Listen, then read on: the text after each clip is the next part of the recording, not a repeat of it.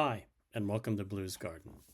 This is my late summer, early fall carrot planting. And I planted two kinds of carrots. I planted Danvers 126, which is the typical orange carrot you usually see in the grocery store. And I also planted a rainbow carrot mix. About the rainbow carrot mix, sorry, I forgot to film harvesting those. I did those in a hurry right before Thanksgiving.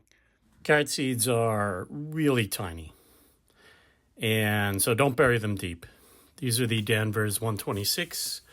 I sprinkle them on the top, and then I just kind of rub my hand over. That's enough to get contact just a little bit underneath. I'm not really burying them. Carrot seeds also need to be watered, and they need to be really watered. You don't want them to dry out. These are the rainbow carrot mix. Again, same thing, just sprinkle them over the top, rub them in, that's all.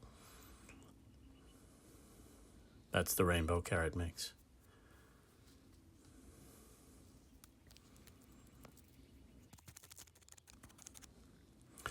A couple of weeks later, you see them come up, maybe 3 weeks later, and then I put a little mulch down of some straw.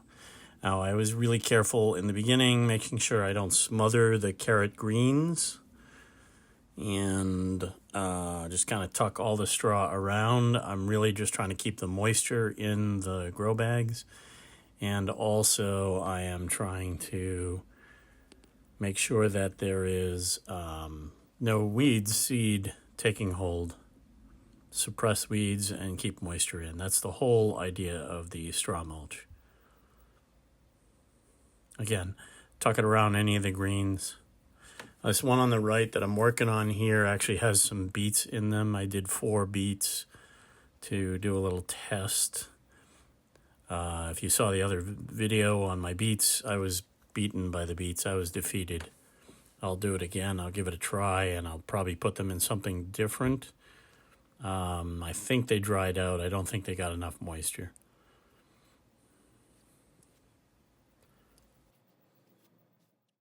Here's a couple weeks later. And again, another couple weeks. You can see the beets off to the right in there. The chicken wire fence just keeps the rabbits out. I've got thousands of rabbits around. But you can really see the carrots growing by the end of September. Right here in the garden, separate, is where one of them was. A bit about the harvest itself. I did not get to it right away, and so temperatures dropped and the ground actually froze in the 2 grow bags. Now, I ended up getting a week of really mild temperatures, and so it thawed out again. And that was great because what it did is took all the carbohydrates in the carrots and turned those into sugars and ended up making the carrots really nice and sweet when I finally did harvest them. All right, then, so I'm going to deal with harvesting the Danvers carrots. As I mentioned, I had a week or 2 weeks of a really cold frost, freezing ground. And then this week it thawed out enough so that I could finally harvest. I'm not really cleaning them up, just brush the bulk of the dirt off. And there's a couple of the carrots. And in this hand, I actually have a couple of the beets that were sad but true. Another one of the beets.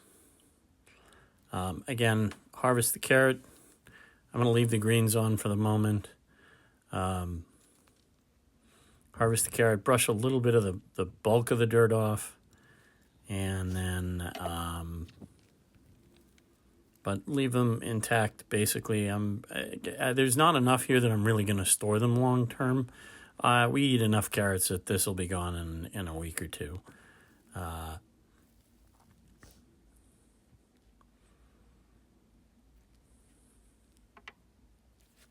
I'll probably add more carrots. This was a pretty successful harvest. I'll probably want a whole lot more. And I'll probably basically end up maybe 3 times as much, possibly 4, but many more carrots. Possibly in where this the garlic raised bed is behind next summer, because after I pull the garlic out, that's a perfect time to put the carrot in for the fall.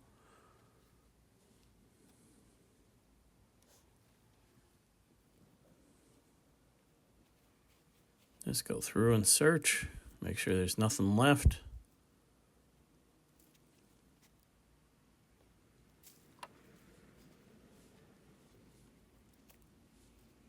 Here are the rainbow carrot mix that I got for my Thanksgiving feast that I just didn't film before I did them.